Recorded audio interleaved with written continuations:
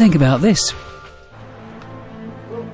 Not since the 1920s has Britain been so socially unequal. Birth, not worth, has become more and more a key determinant of people's life chances. That trend is getting worse. We've gone back to a society that's economically as divided as that upstairs, downstairs, post-World War I society. You're less likely to be able to change your position and then your children's position than your parents or your grandparents were. As the gap between the rich and the rest has widened, so has the gap in opportunity for their children. Part of the problem for working class young people is they talk about the professions being for posh people. Which side of the line are you on? Are you struggling to break into the professions, or are you using your money and contacts to give your children a leg up? Parents are actually trading internships amongst themselves now. You have my daughter for 2 weeks in your law firm, and I'll take your son for 2 weeks in my bank. I'll be looking at the barriers that stop people rising up the economic ladder, the unseen advantages that the affluent pass on to their kids, and the basics like contacts and work experience that effectively rule some people in and most of us out. I'll be asking, who gets all the best jobs? I come from working class roots, but I got a degree and became a BBC reporter. I thought this was a country where ability was the main qualification. Evidence suggests I was wrong. Success, it seems, is more about money and contacts, and the top jobs are still for a select few. Only 7% of kids go to private schools, but 3 in 4 of our judges are privately educated. 1 in 2 of our senior civil servants, privately educated. 1 in 3 of our politicians, privately educated. 2 in 3 of members of the House of Lords, privately educated. And guess what? It's getting worse. Britain's top jobs are certainly worth having. The average hospital consultant earns about £130,000 a year. A senior barrister can expect to be on more than £500,000. The boss of one of Britain's top 200 companies would expect to take home more than £1 million a year. So the big earners are pulling away from the rest of us, and the more money they have, the more they're able to buy advantage for themselves and their children. For a start, getting into a top job nowadays often means working for nothing. I'm actually living in my parents' flat. Luckily for me, my parents are somewhat older, and my father's semi-retired, so they spend most of their time in the country, and I get the run of the flat, which is very nice.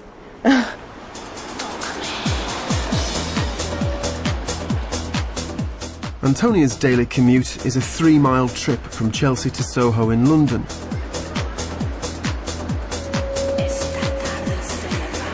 She works as an unpaid intern at Modus, a top PR company for the fashion industry. 70 people work here, up to 20 of them are interns. They usually work for 3 months and most are unpaid. Right now, they're preparing for London Fashion Week.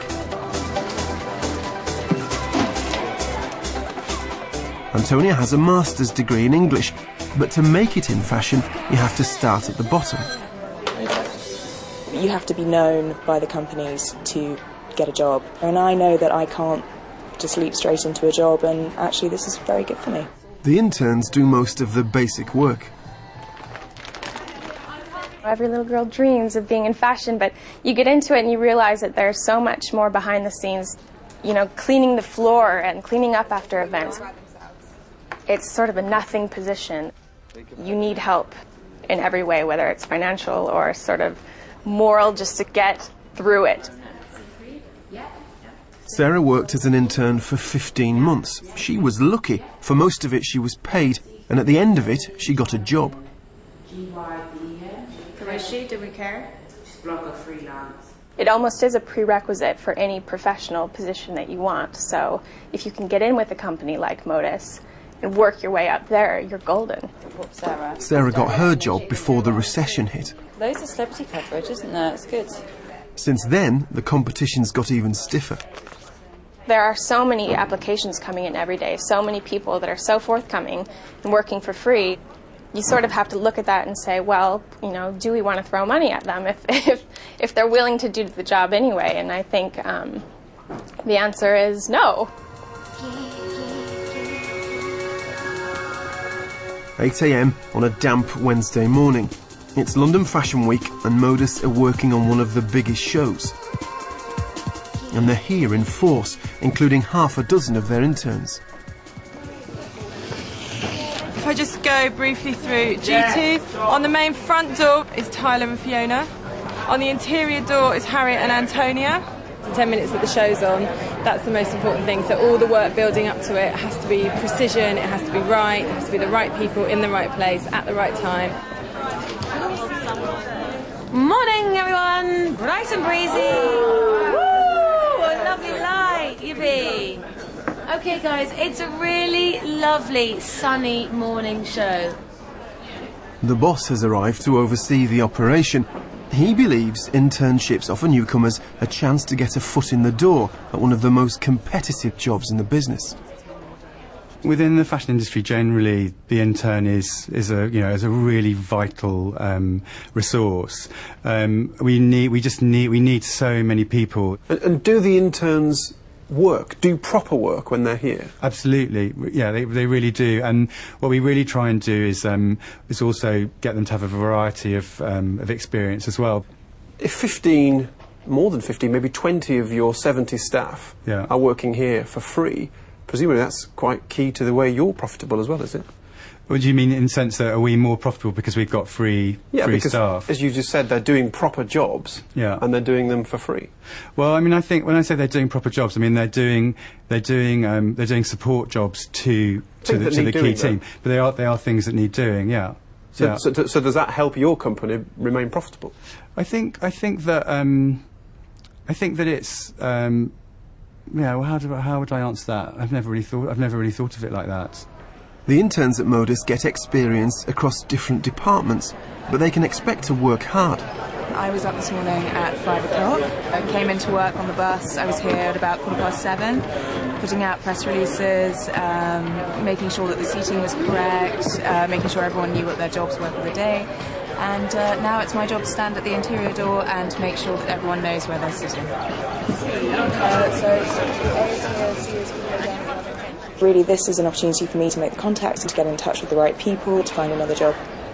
If you're prepared to put in the hard work, it pays off eventually. I'm wearing a little bit of Jaeger. Celebrities and excitement. Life as an intern in PR can be a glamorous business. But working for free is a luxury not everyone can afford. Rocks and stones, broken bowl. Doesn't it depend on privilege and access to wealth and access to free accommodation? To be able to work for free for 3 months, most people can't do that. I do worry sometimes that it does favour the slightly better off. Although we've had a few interns who are then working evenings and doing sort of bar jobs to really supplement or to give them an income.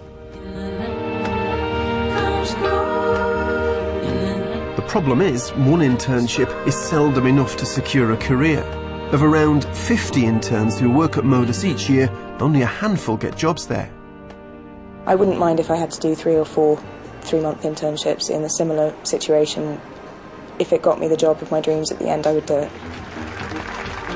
It helps if you live in the southeast. Almost 2/3 of Britain's top companies are now based in London. Internships now are the currency by which individuals can get into these prestigious jobs in the professions that are running our country. And the way that you get those is by being able to work unpaid, usually work in London, not have your travel costs reimbursed. It's not just PR. My own profession, journalism, is getting harder to join. It used to be a job you could do straight from school. Now you mostly need a degree, and more journalism jobs than ever are in London. Girish Gupta from Wiltshire has a degree in physics from Manchester University, but set his sights on becoming a journalist. He did 4 separate internships, 3 at national dailies, 1 with a top news agency, all unpaid, all in London. I stayed in hostels like this one for 16 quid a night. I stayed in random people's houses on Gumtree, which obviously cost a fair bit as well. Very roughly, I mean, it would have cost over a couple of grand in all for all these placements for accommodation, not even including food, to be honest. He paid for it by doing a master's degree in physics, then used his student loan to fund his internships in the holidays. At first it's the excitement of it all, so you're not too worried about the money because you presume that will come in the future. So just seeing, you know, your first page lead, your first byline in a national paper is a massive deal. So after a while of getting all these bylines, I started to realise that actually it was the newspapers that were making money out of me and making money out of my work and not paying for it. In all, the papers he worked for published 32 of Girish's articles. By the time of his last internship at The Independent, he was losing patience. I worked at The Independent earlier this year, and in my time there I had about 6 articles published. And what I began to realise was that I was doing exactly the same job as the guy next to me, and he was obviously getting paid for it. Girish decided to take it up with the paper. He wrote asking to be paid a minimum wage for his shifts. I got a phone call from someone very high-ranking, basically screaming at me and telling me that I had no right to do that and had no right to voice that opinion. I did try and I offered to argue my case, and he just wasn't up for it, and he eventually slammed the phone down on me. The Independent told us that work experience is a useful way of getting your foot in the door, and in the past people have got jobs off the back of it.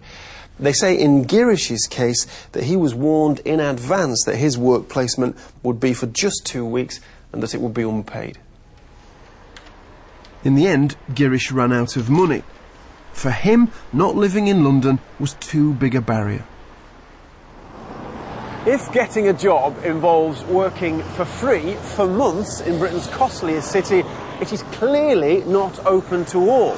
But that is just one of the barriers to getting a top job. There are plenty, and they don't just affect a poor minority, they affect most of us. Take medicine, a key job in any community. Medicine offers status and a good salary, but it's a world closed off to many of us. More than half of top doctors working in Britain went to private school. And research shows the next generation of doctors are typically growing up in the richest 20% of families. Sarah Pearce has spent 20 years fighting for fairer access. The students largely come from independent schools, so there's been an increase in those who come from the state comprehensive sector, but it's still dominated by affluent people, very often with doctors in their family or among their friends. So we just produce generation after generation of doctors from the same families? Yes, that's right. So people are cared for by rich people? Well, not necessarily rich, but they're not cared for by people like themselves, people that they can identify with. Medicine is the one profession where the balance of backgrounds ought to be easy to change, because everybody who goes through medical school will get a job as a doctor. The problem is getting into medical school. If you could bring your knees up for me, please. Medical schools take in twice as many students from the wealthiest families as other courses, and only 1 in 7 medical students comes from families in the lower half of the earning scale. So the epicondyles are the femur, sort of more laterally, yeah. What are you doing wrong? Where are you failing? Every medical school in the United Kingdom has widening participation, widening access teams working in schools, working not simply in secondary schools, but actually going into primary schools.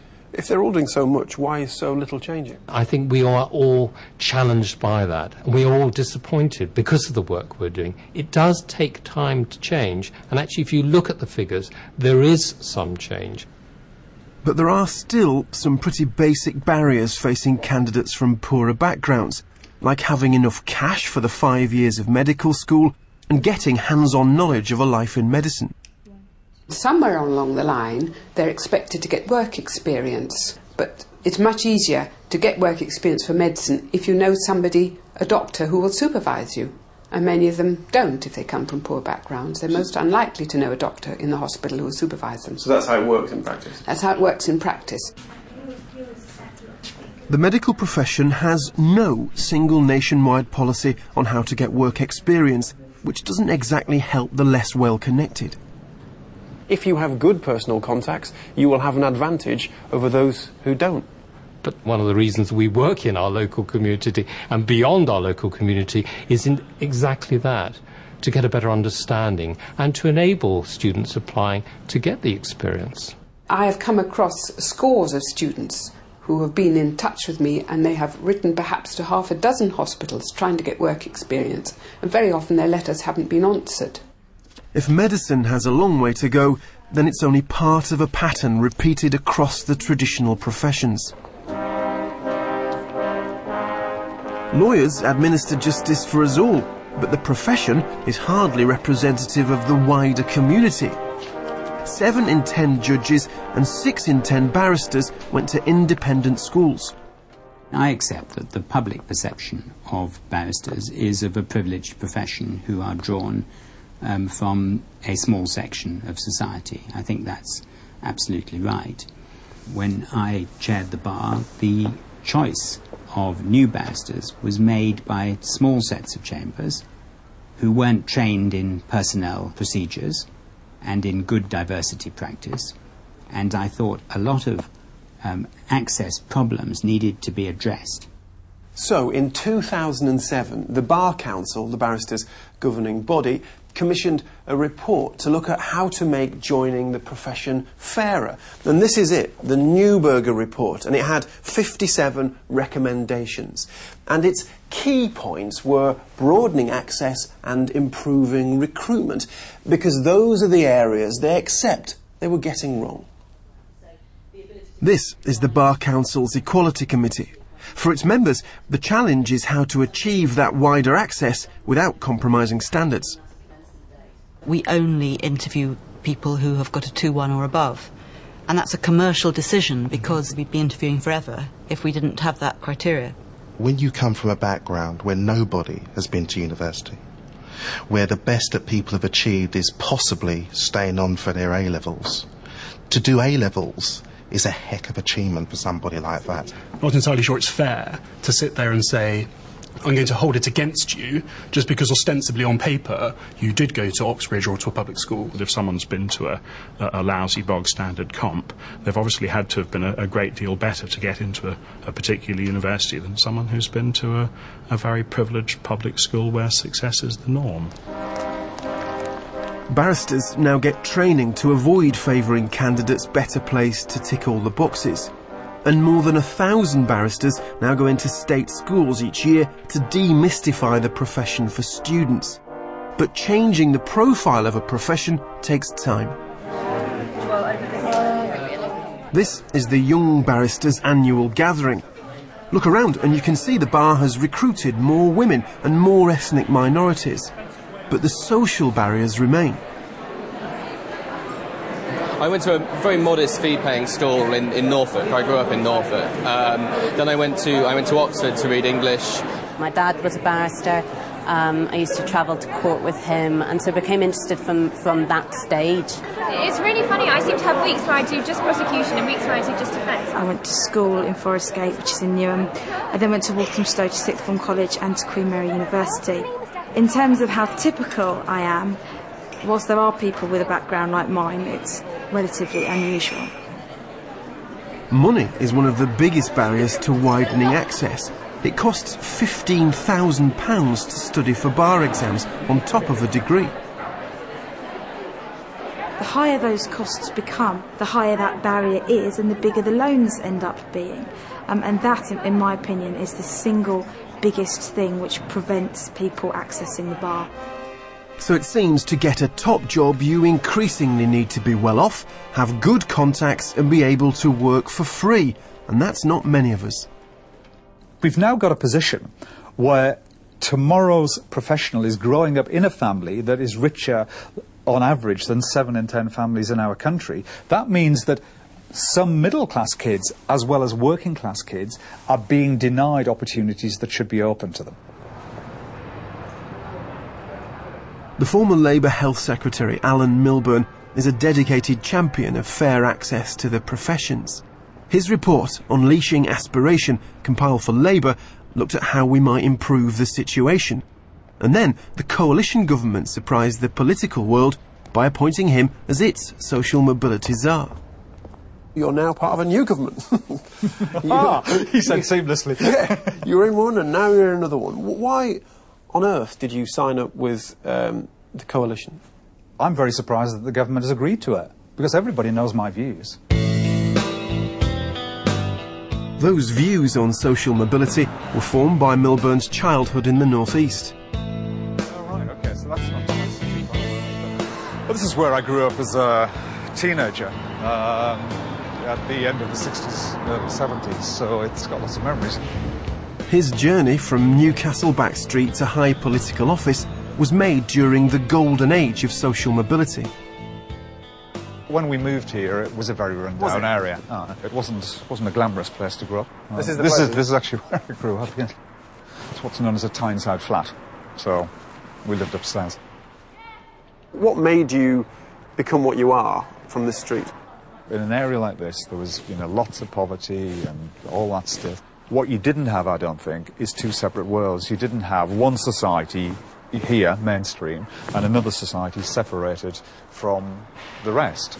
And so there was a way of being able to get out. So for me, it never felt like you couldn't make your way in the world. It didn't mean working your way to the top, but you could become part of the mainstream. So in those places there was a sense of a ladder. You might be on the bottom rung, but there was a ladder. There was definitely a ladder. Back then, O-levels were usually enough to get you into an office job on the bottom rung, and after that, anything was possible. Morning, can I help you? People left school at 15, 16 and got work. There were jobs in banks and so on. There was a whole range of things you could do. A small number of people went to university, but that's gone. When Alan Milburn was a young man, Newcastle was an industrial powerhouse. Swan Hunter alone employed over 12,000 at shipyards. But in the 80s, Britain's manufacturing industries disintegrated. Well, this is the home of shipbuilding in the heart of Newcastle, and I suppose when I was growing up as a kid, if you didn't have an education qualification, nonetheless, these sort of jobs provided you with an opportunity to get on the employment ladder. So if you didn't go the academic route... If you didn't go the academic route, you could get a job here. Yeah. Now look at it, it's all disappeared. I think the great thing about a place like Swan Hunters was you could start at the bottom, serve your apprenticeship, learn your trade, do your time, and move on up and stay there for life. But if they're good at their job now, won't they rise through as they would have done here 20, 30 years ago? Nowadays, the gap between the people who go down the so-called vocational route and the people who go down the qualification route is so vast. So you've got a segregated labour market, divided between the haves, who've got a qualification, and the have-nots. Our party is the party of equality of opportunity. The 80s saw an hourglass economy emerging, with unskilled workers trapped at the bottom, rich pickings at the top, and a collapsing ladder between the two. Listen here. Now, that ain't working. That's the way you do it. Money for nothing and your chicks for free. In 5 years' time, I'll have made a fortune, and that's what I want. The number of people out of work has gone up sharply to a new record level. More than 3,340,000 people are on the dole. It was a key moment, a fork in the road. Those with good jobs could provide more for their families. The rest were left behind. In the 80s, the gap between rich and poor widened by 60%. That's the largest increase on record. And economic inequalities, large differences between the rich and the poor, work against social mobility. The social distance between those at the bottom and the top is far too great. It's like a chasm between people. These 1950s babies were born into the golden age of social mobility. If you were born to an average family in 1958, you were more likely to get a job in the professions when you grew up than if you arrived in the world just 12 years later in 1970. That steady decline has continued to this day.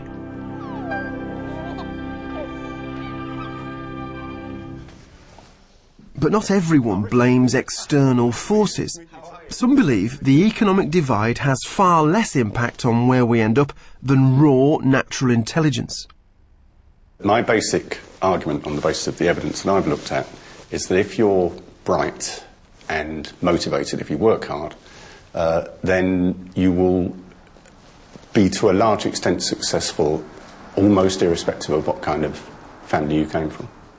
In this country, the top jobs seem to be dominated by those people who've been to private school. Well, why is that?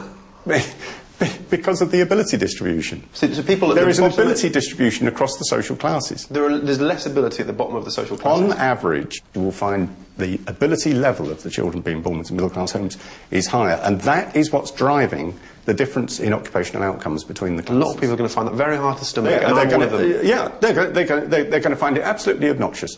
But it's this genetic element that somehow those people at the bottom of our society produced offspring that are not capable of rising to the top. No, I don't think that's the case. Many people in the lower positions in the society produce children who are bright, and those children rise. But on average, you will find the ability level of the children being born into middle-class homes is higher, and that is what's driving the difference in mobility outcomes. If the children of the rich are cleverer, then surely poor children will struggle to climb up the career ladder in every society. But not all countries are like this one. Amongst developed countries, we have one of the poorest levels of social mobility. The latest research suggests that here in Britain, only about half of your earning power is down to your effort. The other half is down to the start you get in life.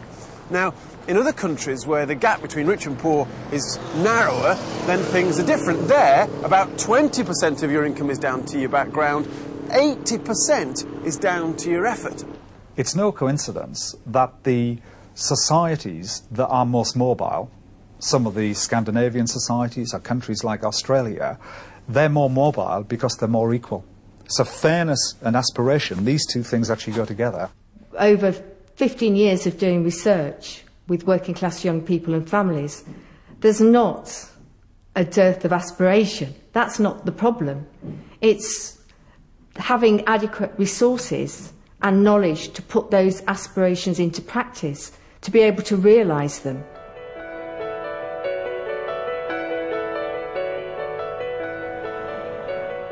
Carmarthenshire in South Wales.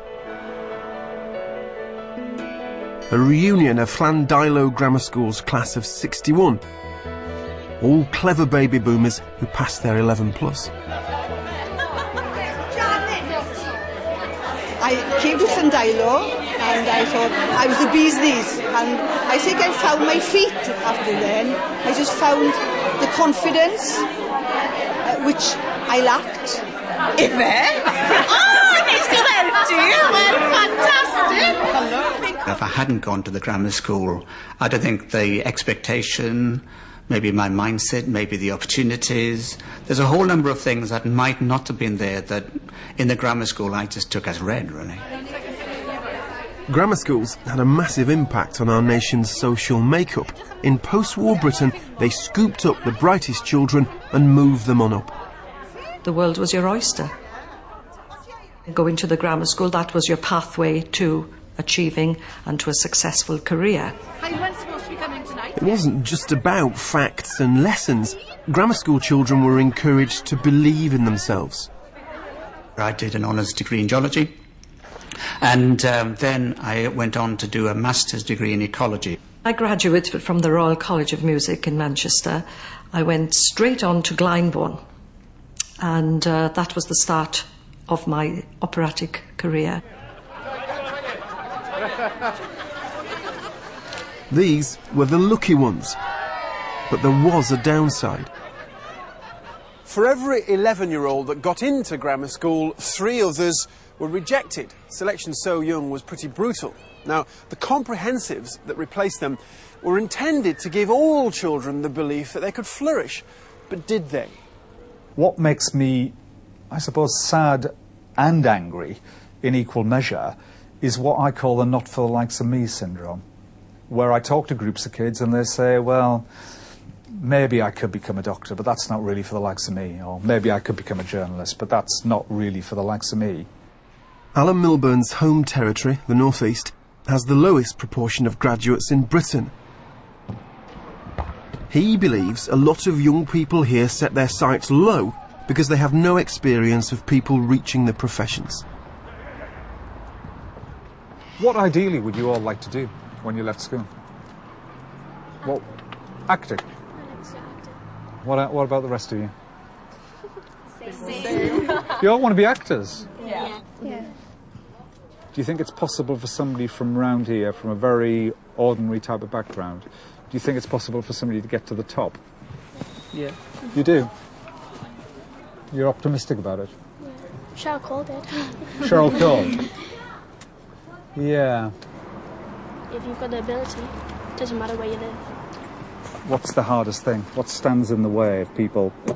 Just the people thinking, well, because you're from that area, then you're not as good as someone from that area.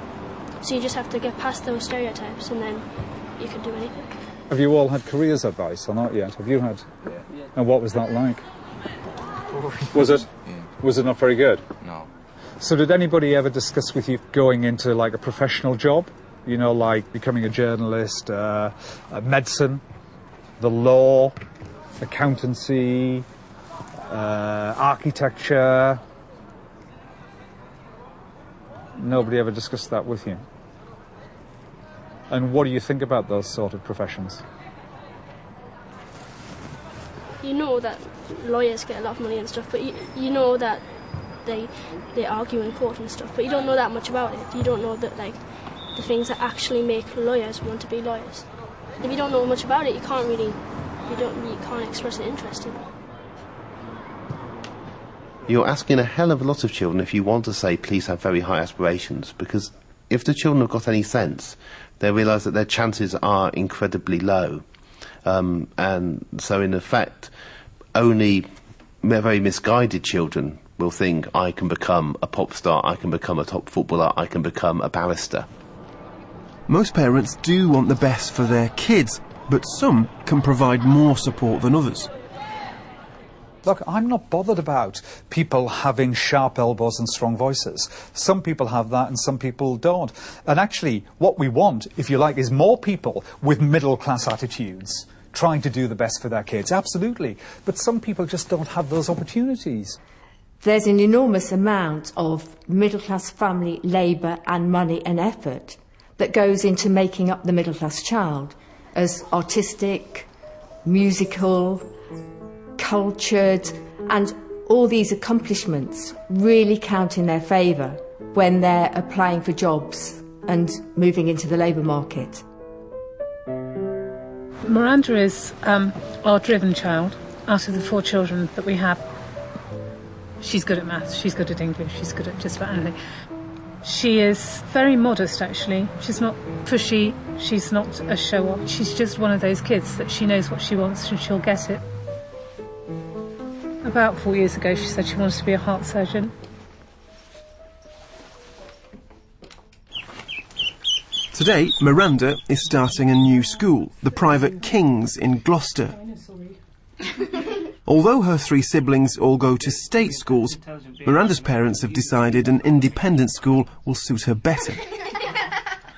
What is it that you want Miranda to be like, the things that will make her as a person after she's completed her schooling here? What I want her to be like is like me at the age that I am now. It's taken this long to get to be confident and be able to talk to anyone. I think she's got it in her. She's reasonably shy at times, but she's got it in her to have those interpersonal skills.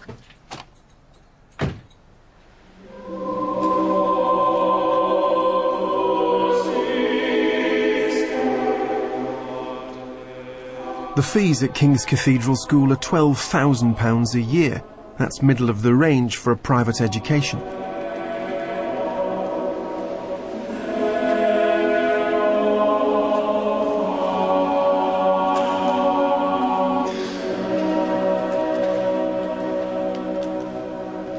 What do you get for your money? What does a parent get for their money?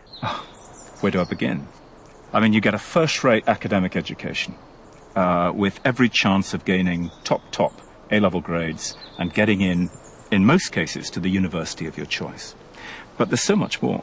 I mean, the extracurricular program here is vast, and definitely the kids have that shine of confidence about them when they leave the school. You can see that very, very clearly. I very much hope that you had a good holiday. It was, of course, a very busy holidays for some. And at this point, I'd just like to mention the sporting tour of the Barbados. It seems to have gone extremely well, very much a job well done. Just about. Super. Thank you. Okay. What would you like, Mrs. Evans?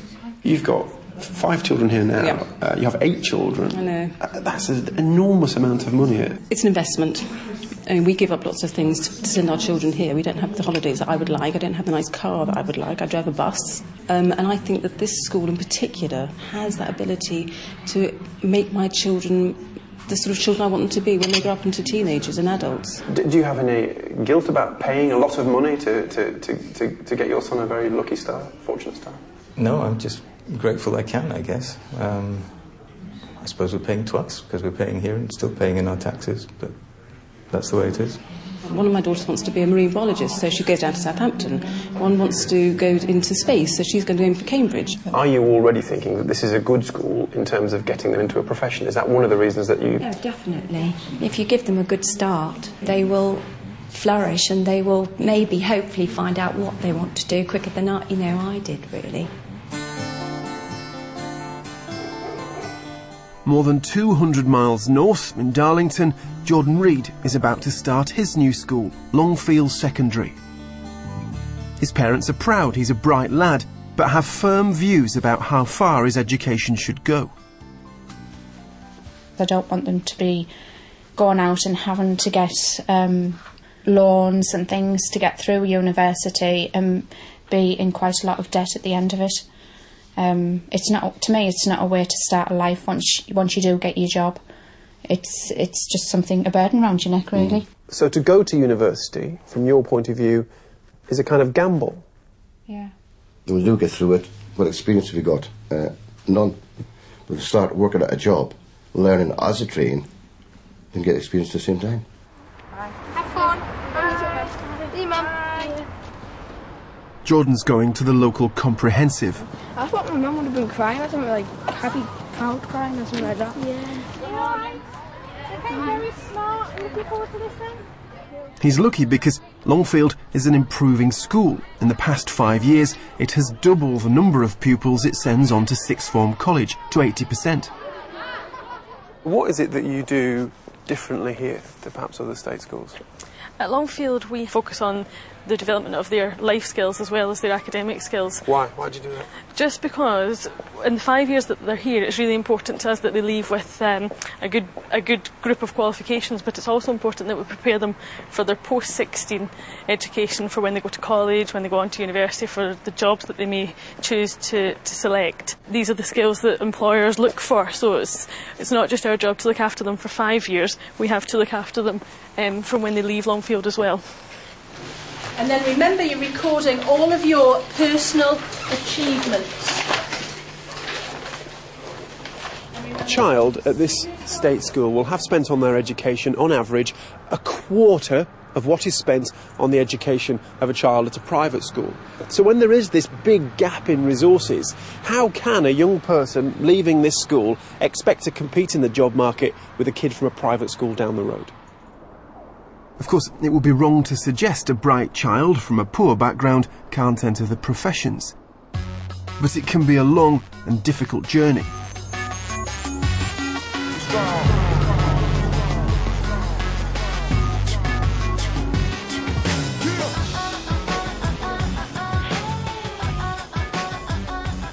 Georgina Jones is from Peckham in South London.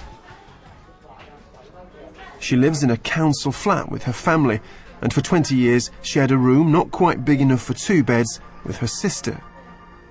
Georgina's father died when she was 13. By her own admission, she went off the rails. Until then, she'd been doing well at school.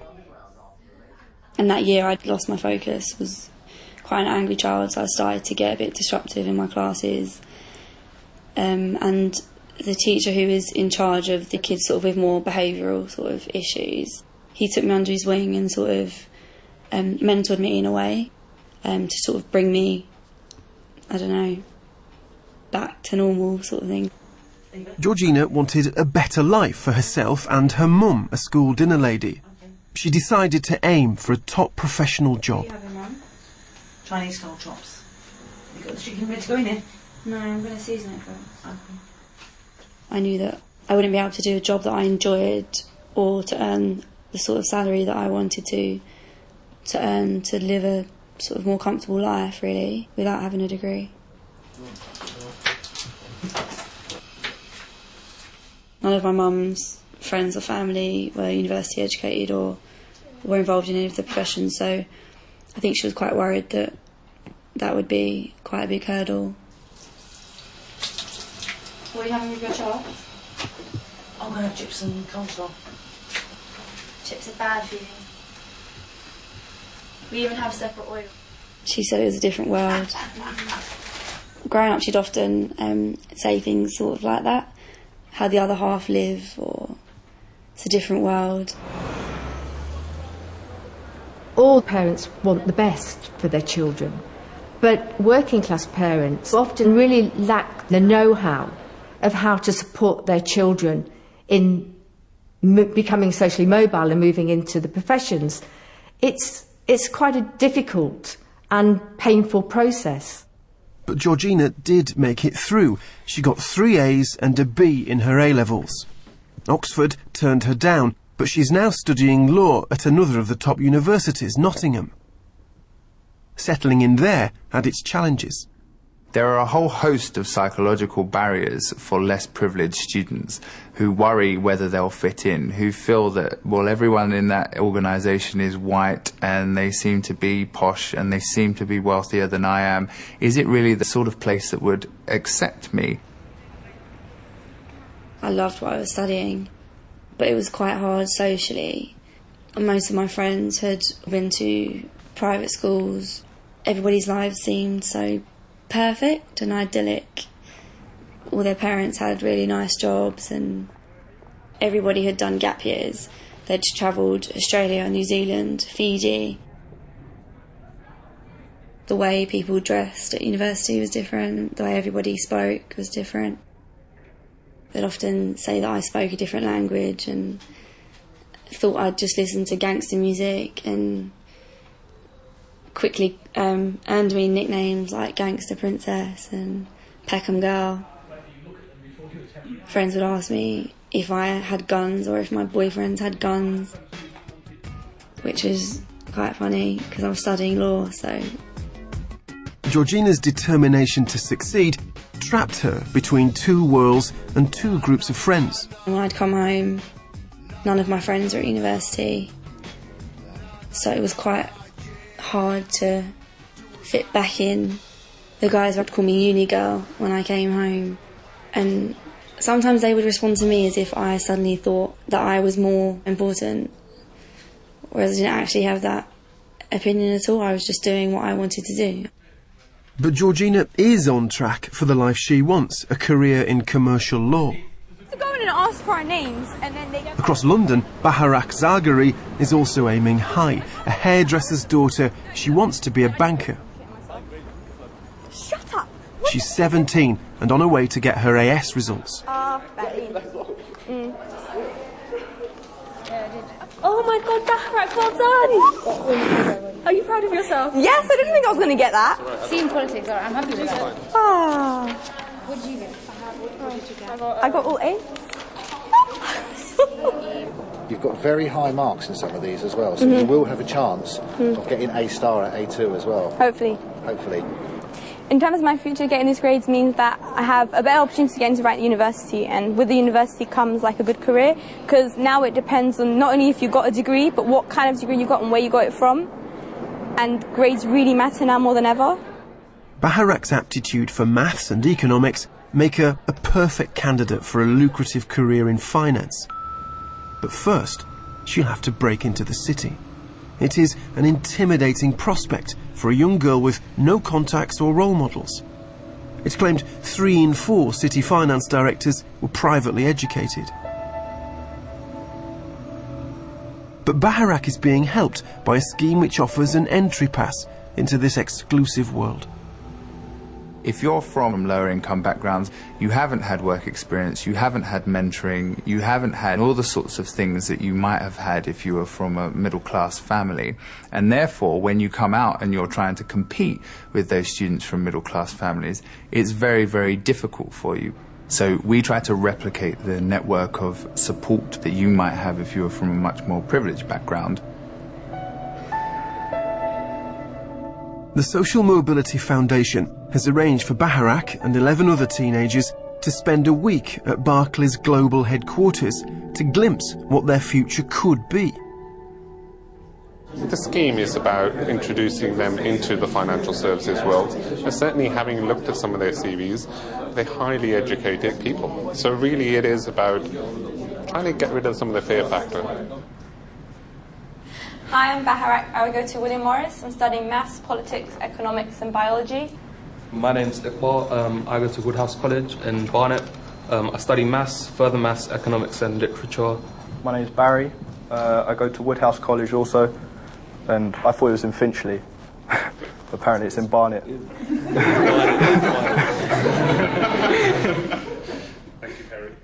Each student gets a personal mentor for the week and a project to complete by the end of it. So this is our usual working space. Barclays are trying to improve access, but this scheme offers only 12 places a year in a company that employs 55,000 people. It's a very interesting thing to be getting involved with. No, it sounds it. And although Barclays took on 400 graduates this year, like most companies, they keep no record of the social background of the new recruits. We have a lot of statistics around areas such as gender, such as ethnicity. Socioeconomic background is more complex. Trying to establish a definition that is universal and one that is not offensive is difficult. By the end of the week, Baharak looks at home in this new world. You're not focusing that much on channels or lending, and that's because you've either audited it in the last 2 years or you've got something planned for it already. Yeah. Any questions? The demands today of jobs require skills much broader than pure academic excellence. For example, tenacity, creativity, drive, communication skills, many of the what people sometimes term the softer skills that are a requisite for success in jobs. All this soft skilling comes more easily to children from professional families. Baharak's applying to university this year. She'll be up against young people with parents who know the ropes when it comes to choosing the right place to study. We have a phrase, helicopter parent. It's a parent who hovers figuratively over their son or daughter, intervening almost like a personal SWAT team whenever things get difficult. And they're incredibly effective. We define different types of helicopter parent. One was a banker, someone who will pay for their son or daughter to go to university and expect a rate of return. The other I call the agent, and that's someone who will negotiate on behalf of their client, who happens to be their son or daughter. A place at Liverpool is highly prized. It's one of the so-called Russell Group of 20 leading British universities, the ones most likely to be favoured by employers. We know that many of the big companies, the big recruiters, have increasingly small lists of universities from whom they pick potential employees. Is that a myth, or is that an actual fact, that people who are recruiting for the professions look at these top universities? There are some signs that in the current recession, that recruiters are actually shortening their university lists. So, you know, for this particular generation coming out of university now, it's an even bigger issue. Wolverhampton University is proud of its local roots and its record for attracting low-income students who might not normally consider higher education. And tonight, more than 200 of them are getting their degrees. This is a successful place, 30% oversubscribed and about halfway up the league table of Britain's 192 universities. To get here, a lot of these graduates probably had to overcome greater odds than their wealthier counterparts. I've come across children from socioeconomically a poorer background who've had to struggle every step of the way. Those that come through that can actually be better equipped ultimately than those who perhaps had the easier journey, almost having things on a plate.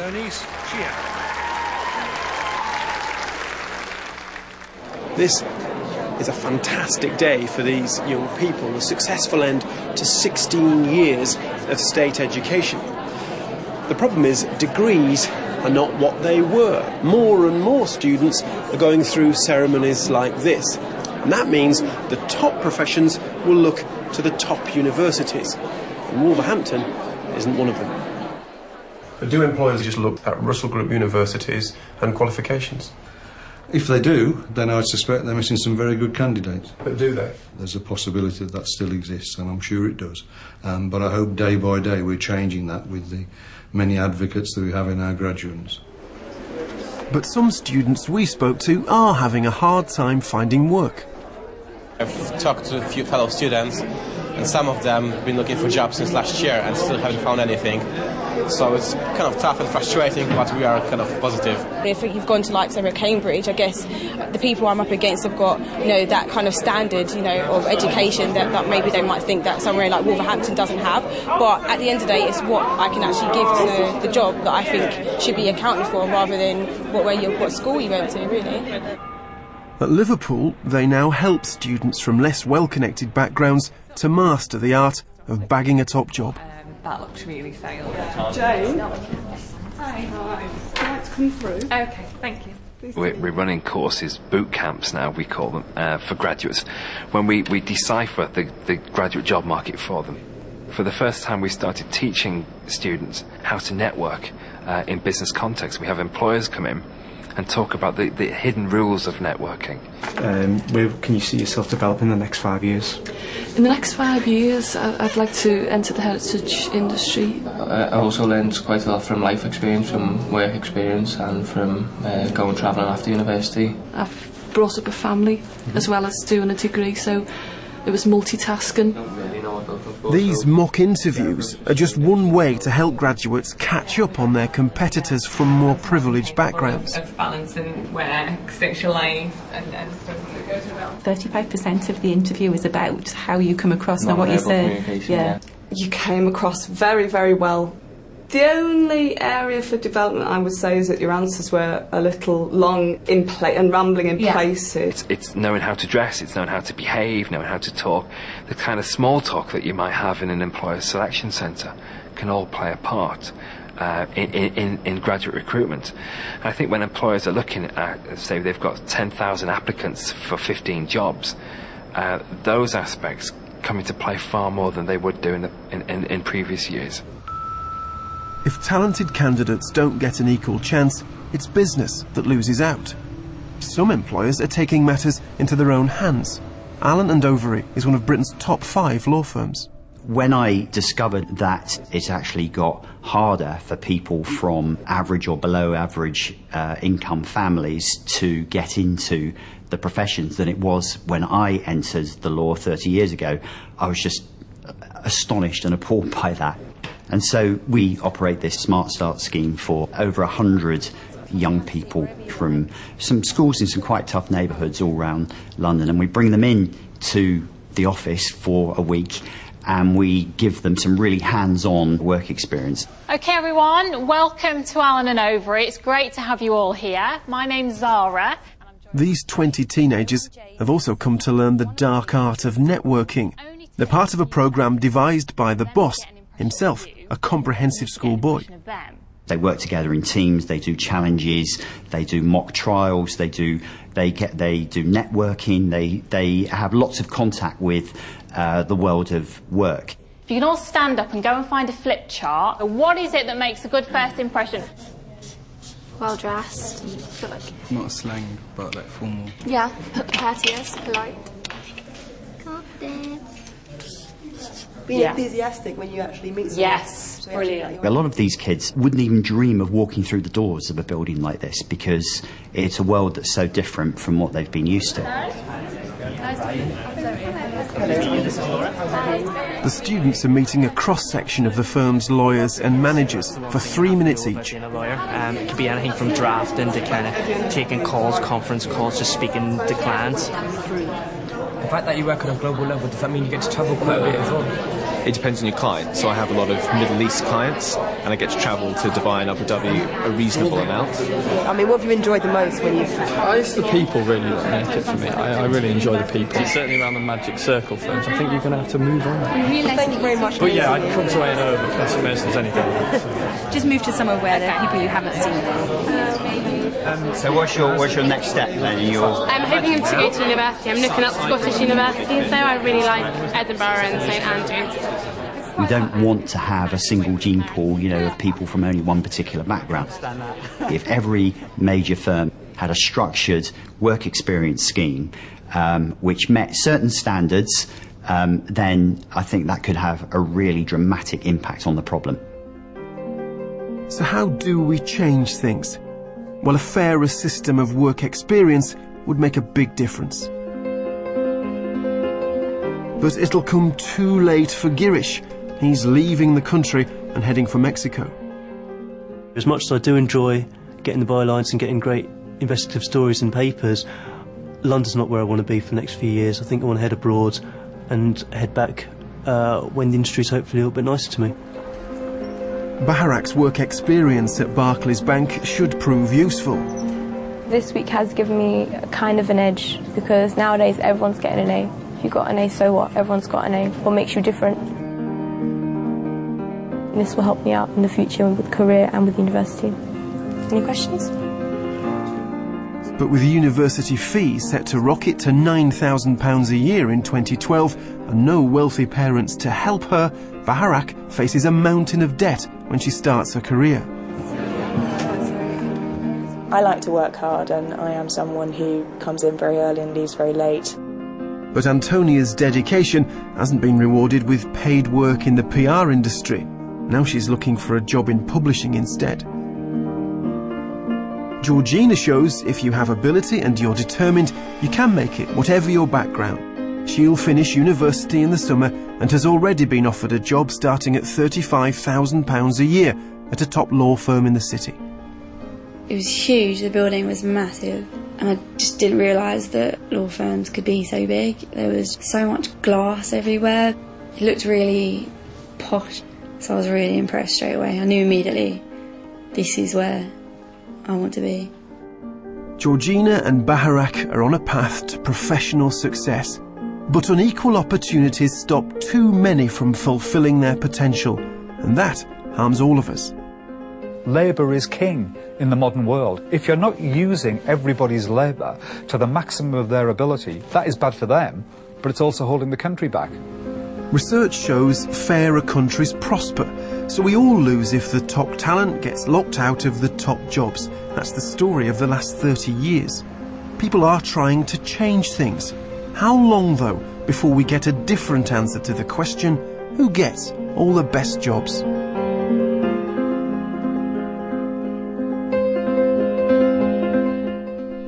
What does class really mean, and is it still relevant in modern Britain? Help answer these questions posed by social scientists with the help of Lab UK by taking the Great British Class Survey at bbc.co.uk/labuk.